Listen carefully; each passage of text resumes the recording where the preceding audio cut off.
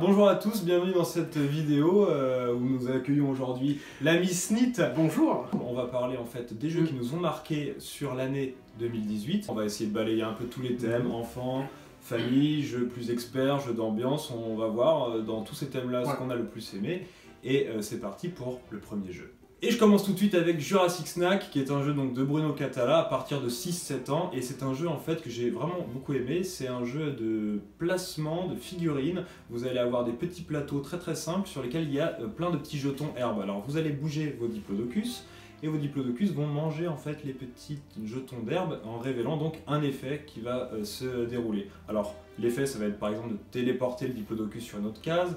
L'effet ça va être de faire apparaître un nouveau diplodocus de votre couleur sur le plateau, ou alors ça va être de faire apparaître carrément un T-Rex qui va venir dévorer les différents diplodocus. Donc c'est un jeu qui va se jouer à 2 joueurs. Le but du jeu va donc être d'éliminer tous les diplodocus adverses. C'est un jeu tactique, un jeu avec un super matos, vous avez des figurines à l'intérieur en plastique vraiment très belles, hyper mignonnes, et c'est en fait un premier pas vers les jeux abstraits. Alors pas totalement abstrait parce qu'il y a un côté avec ces jetons que vous allez retourner, un petit côté aléatoire qui fait que c'est pas totalement un jeu abstrait, mais voilà, une thématique forte sur les dinosaures. En général ça plaît aux enfants et c'est vraiment très fun. Le jeu est bien parce que le matos c'est bien en fait aussi, il faut le dire, c'est agréable de manipuler. C'est hyper ludique. Le principe c'est dans la même gamme, il y avait Little Big Fish. Ouais, qui est très bien aussi, et Little Big Fish, même délire, on a des belles pièces, c'est simple à jouer, on rentre vite dans le jeu et finalement c'est assez riche quand même dans la profondeur, c'est assez tactique, c'est bien. Donc moi mon petit coup de cœur pour cette fin d'année, c'est un petit jeu de chez Abba qui s'appelle Trésor de glace, qui a eu le Kinderspiel, donc c'est pas anodin non plus. Alors là du coup, pourquoi j'aime ce jeu? C'est simple à jouer. Le principe c'est que ça se joue de 2 à 4 joueurs à partir de 5 ans. Le principe est vraiment intéressant, on va devoir faire fondre de la glace pour récupérer des gemmes de sa couleur, pour gagner des points.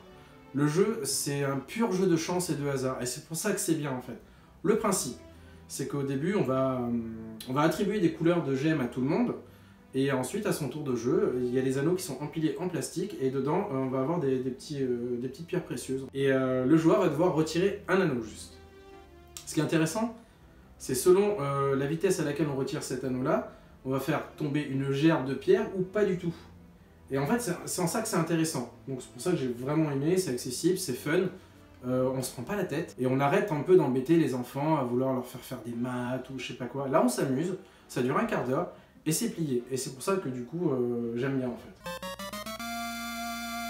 Maintenant, on va passer aux jeux, disons, familiaux, les jeux qu'on peut sortir un peu à n'importe quelle occasion, les jeux qui vont rassembler à la fois petits et grands. Ce genre de jeu que vous allez pouvoir jouer avec votre petit frère, votre grand-mère, quoi. Dans cette catégorie, moi, je vais vous parler d'un coup de cœur que j'ai eu, c'est pour le jeu Fertility.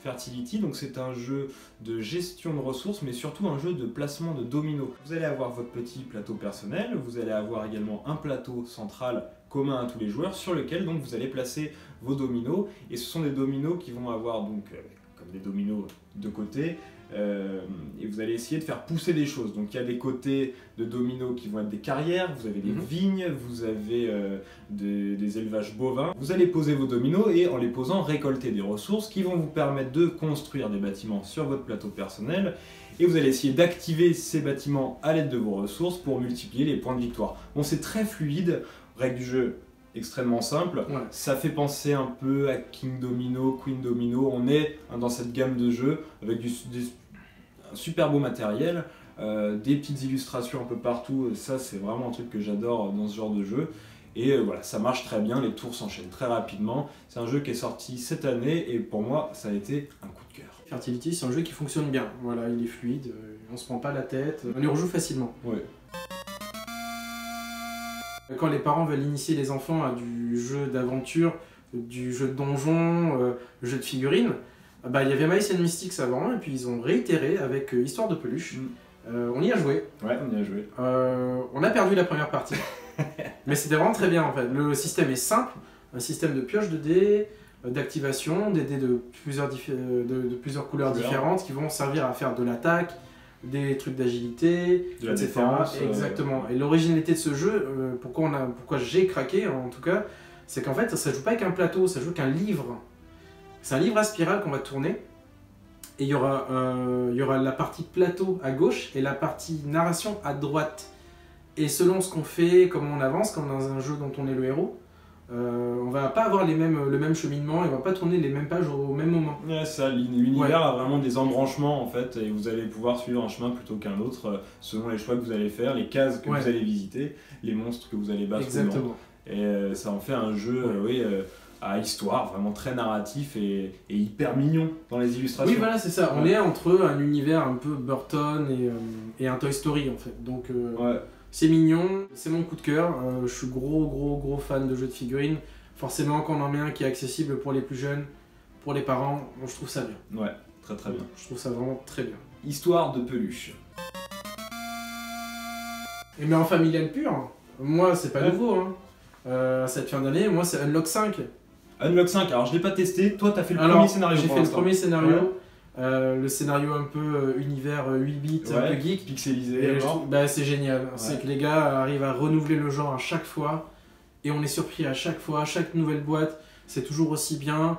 Alors, les avis sont partagés, mais globalement, je trouve que la gamme est vraiment géniale. Sans spoiler quoi que ce soit, on va vous demander d'utiliser, on va dire, votre tablette ou votre téléphone à un autre stade. On vous demande l'autorisation, l'appareil photo. J'en dis pas plus.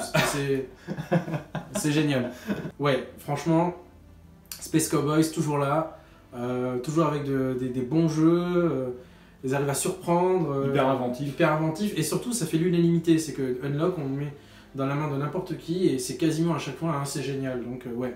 Clairement. Il n'y a pas de règle du jeu, quoi. On suit ce que nous dit l'application. Exactement, ça va très vite, quoi. Et ça touche tout le monde. Voilà. Vous avez un public qui n'est pas joueur, ils vont jouer. Et c'est en ça que c'est bien, en fait. Unlock est un jeu qui rassemble.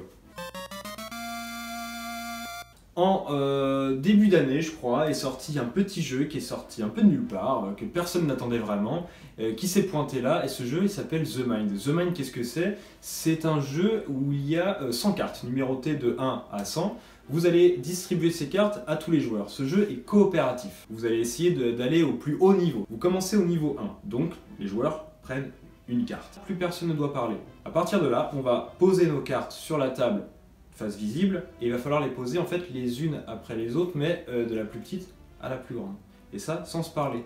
Donc je vous laisse imaginer les moments de tension lorsque par exemple j'ai un 27 et que mon voisin a un 28, qui va la poser en premier. C'est vraiment énorme, il se passe quelque chose autour de la table, un vrai moment de tension, il y a beaucoup de pression, on n'a pas envie d'échouer, et c'est assez indescriptible. Ça va vraiment procurer à moi des émotions que je n'avais pas connues en jeu de société. Et pour un petit jeu de cartes dans une petite boîte à ce format-là, voilà, c'est quand même super cool et c'est une belle surprise cette année, The Mind. On avait connu The Game déjà, un titre minimaliste, jeu minimaliste. Et là, c'est un peu le grand frère, enfin voilà, le petit frère, si on veut. Mais c'est un peu le stade supérieur dans le côté communication. Ouais. Il n'y a rien qui ressemble à ça. Non. Donc clairement, celui-là aussi, on vous le conseille, c'est vraiment top. Alors, dans la famille des jeux d'ambiance, de trahison, il y a un jeu qui est sorti il n'y a pas longtemps et qui s'appelle Cerbère. Cerbère, qu'est-ce que c'est? Vous êtes dans les enfers, alors je ne sais pas ce que vous avez fait, mais en tout cas vous y êtes, et vous êtes poursuivi par l'affreux Cerbère, donc le gardien des enfers, le chien à 3 têtes. Vous allez essayer de vous enfuir des enfers afin d'accéder aux barques qui vont vous faire longer le Styx pour vous évader d'ici. Cerbère vous court après et il va falloir coopérer en début de partie, c'est très important. Il va falloir, pour échapper au chien, que vous coopériez. Donc vous allez faire des actions. Vous avez des cartes actions sur lesquelles il y a à chaque fois 2 actions. Une action qui va vous avantager, vous personnellement, et une action qui va vous avantager un petit peu moins, mais qui va avantager aussi le reste du groupe. Attention à ne pas la jouer trop perso parce que ça pourrait se retourner contre vous dans les tours à suivre. Certains joueurs vont devoir se faire manger par Cerbère. C'est comme ça, le chien à 3 têtes est complètement agressif et il a très faim. Les joueurs qui se feront manger ne sont pas éliminés de la partie, non, ils vont jouer maintenant Cerbère. Donc ils vont manipuler le pion Cerbère et vont essayer d'attraper leurs anciens camarades. La trahison ne s'arrête pas là puisque les joueurs vont vite se rendre compte que sur les barques, il n'y aura pas assez de place pour tout le monde. Alors du coup, il va falloir là aussi essayer d'être le plus malin pour être celui qui va réussir à s'enfuir des enfers. Un jeu d'ambiance donc coopératif au début, plus du tout à la fin, un peu à la Galérapagos, qui est aussi sorti cette année d'ailleurs. On est sur le même type de jeu, vraiment. Donc ce sont des jeux fun, à ambiance, des jeux où vous allez vraiment vous détruire les uns les autres. c'est super. Du coup, Cerbère, un autre détail qui est hyper important pour les fêtes, c'est qu'à part Seven Wonders, on n'avait pas eu de jeu autre que pur jeu d'ambiance, à blague et tout. Et donc Cerbère vient remplir aussi cette fonction-là. Un jeu de 3 à 7 joueurs, c'est top quoi. C'est rare. Ouais, en plus. C'est plutôt rare un jeu qui tourne bien au-delà d'un certain nombre et qui Ouais. soit pas un jeu de rôle caché. Ouais, oui, c'est ça. Ouais. Sur des parties rapides en plus, donc en effet, 3 à 7 joueurs sur un vrai jeu de plateau avec Ouais. des meeples et tout, ça reste assez rare pour le noter. Donc n'hésitez pas, pour les fêtes, ça va être parfait. On va tricher un peu et on va vous proposer un jeu qui est sorti lui en fin d'année dernière. Étant donné qu'il a été très vite en rupture de stock et que Ouais. personne n'a pu vraiment y jouer, Exactement. et les gens l'ont pas mal découvert finalement en 2018, il a d'ailleurs eu le prix du jeu expert en 2018. Donc dans la catégorie des jeux experts, nous on a adoré évidemment Terraforming Mars. J'arrive même pas à le prononcer. Terraforming Mars. Merci. Voilà. Terraforming Mars, c'est un jeu, on va dire globalement, c'est un jeu de gestion. On va gérer des ressources pour pouvoir se développer. Le but, comme l'indique le titre, c'est de terraformer Mars, donc de la rendre vivable. C'est-à-dire qu'on va devoir contrôler le niveau de température, Le niveau d'oxygène. exactement, et aussi au niveau de tout ce qui est plantation de forêt et d'océan. Mm. Alors ça se joue comment? Eh ben, en fait, ça se joue avec des cartes, beaucoup de cartes, énormément de cartes. Dans la boîte, vous avez à peu près 230 cartes, toutes uniques. Donc vous avez effectivement le plateau sur lequel vous allez déposer les tuiles forêt, les tuiles océans. Mais en fait, vous allez incarner une corporation qui va avoir des capacités spéciales. Tous les joueurs vont jouer des cartes de leurs mains. En fait, ce sont des brevets, des inventions. Tout est payant dans ce jeu. Il va falloir vraiment dépenser des sous. Rien que le fait de garder des cartes en main vous coûtera de l'argent. Le fait de les jouer, évidemment, vous coûte également de l'argent. Mais en fait, c'est cohérent, c'est que vous achetez des brevets. Oui, tout à fait. Voilà, vous achetez des brevets, et puis vous posez vos cartes, et vous allez voilà, enchaîner les tours, les générations, parce que c'est un jeu qui va se jouer sur plusieurs générations, dans la temporalité du jeu, bien sûr. La partie, sinon, elle va faire à peu près une demi-heure par joueur. Ouais. Donc on est là dans la catégorie quand même des gros jeux experts, pas mal de règles, pas mal de petits points de règles.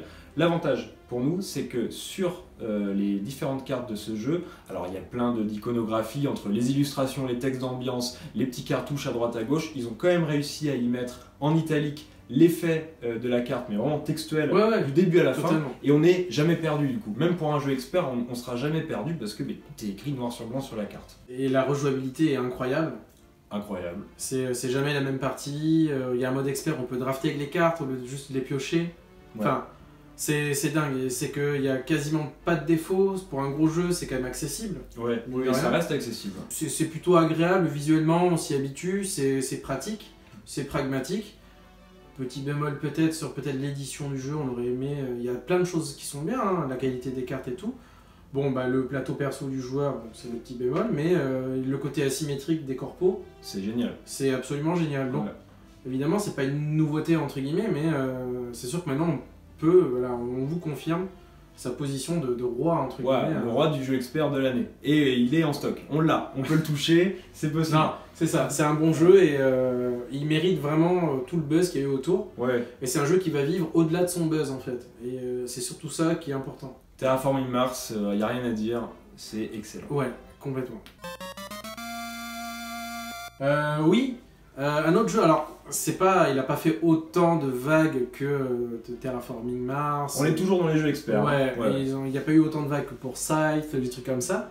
Mais il y a un jeu qui s'appelle Clans of Caledonia et qui est pour tous les fans de développement et de ressources sans trop d'agression, va vraiment plaire. Alors c'est un pur jeu à l'allemande, c'est-à-dire avec des illustrations assez finalement colorées mais austères, zéro hasard, hein, ou très peu en fait, il y a très peu de hasard. Il y a le début peut-être de la partie avec le choix des clans. Un choix de clans ou peut-être les débuts de pioche pour les objectifs.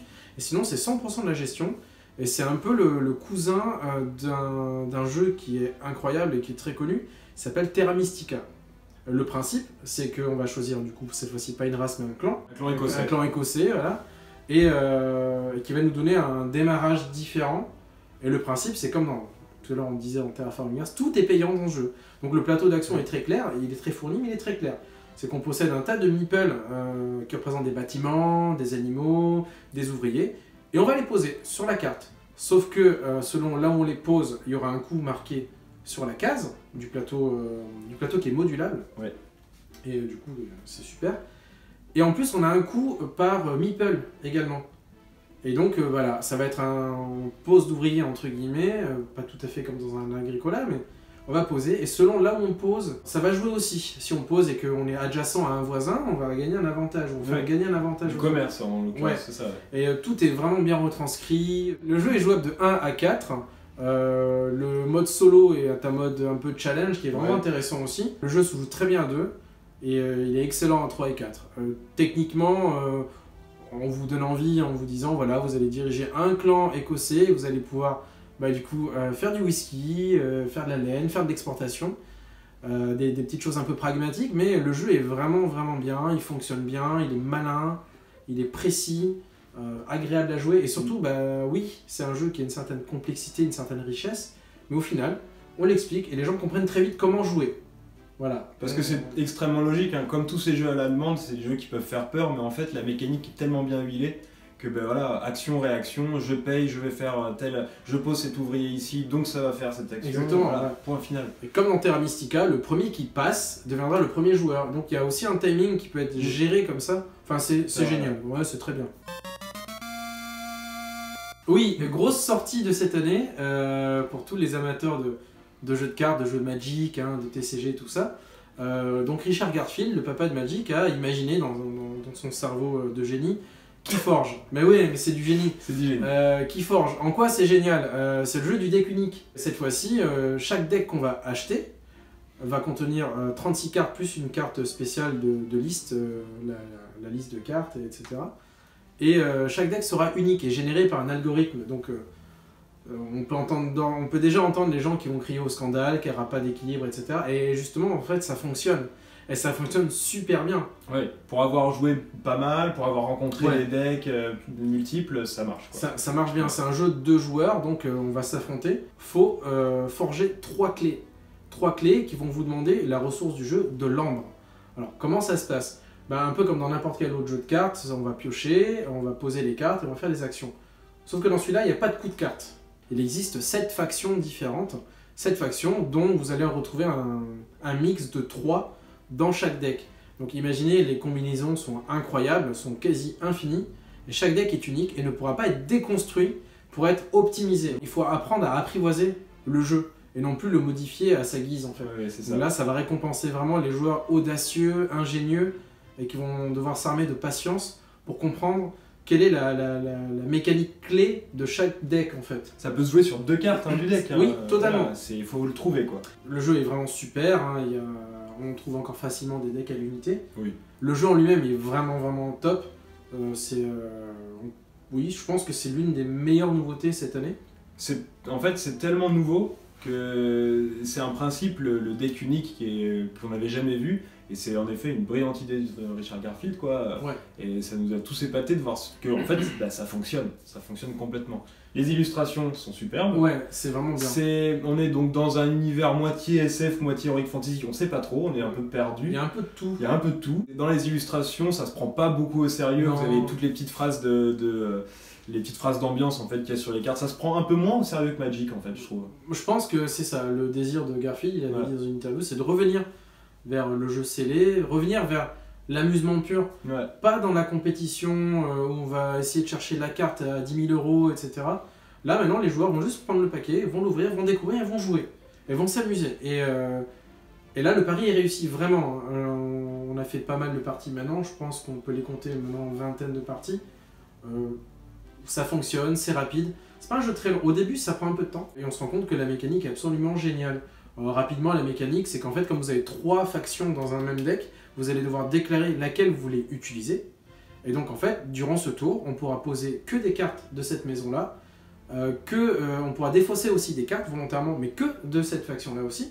Et on pourra utiliser les cartes, c'est-à-dire utiliser les pouvoirs de chaque carte déjà posée auparavant, que de cette maison-ci. Donc, en fait, voilà, ça peut paraître un peu facile, mais cette restriction-là, en fait, elle est absolument géniale. Elle va justement temporiser absolument tout le jeu. C'est un énorme dilemme à chaque fois. Qu'est-ce que je fais? Quelle maison je joue, quoi? Est-ce que je pose, mais je pourrais pas la jouer, et je pourrais pas jouer si j'ai pas de carte de cette maison-là déjà posée. Enfin, Chaque tour est un dilemme et il va falloir vraiment faire les bons choix. Ouais. Ne pas oublier de se défausser, c'est une action qu'on oublie un peu et qui est importante parce que vous défaussez vos cartes vous permet de renouveler votre main en fin de tour. Et non mais vraiment, on vous le conseille. Et puis en effet, vous allez pouvoir vraiment trouver des decks un peu partout maintenant. Et un deck vaut environ 10 € et vous allez pouvoir tout de suite jouer. Voilà, on ouvre, on paye 10 €, on ouvre le deck et on joue. C'est parti. C'est vraiment prêt à jouer et ça c'est super. Et ben voilà, ça va être la fin de cette vidéo, j'espère qu'elle vous aura plu. Voilà, nous on vous a juste parlé de nos petits coups de cœur, on ne dit pas que ce sont les meilleurs jeux de tous les temps ou même de l'année, ce sont juste les jeux qu'on a joués déjà, ce sont les jeux qui nous ont plu, les jeux qui nous ont marqués. Et ben écoutez, on va vous souhaiter à tous de bonnes fêtes de fin d'année et surtout, amusez-vous bien, bon jeu!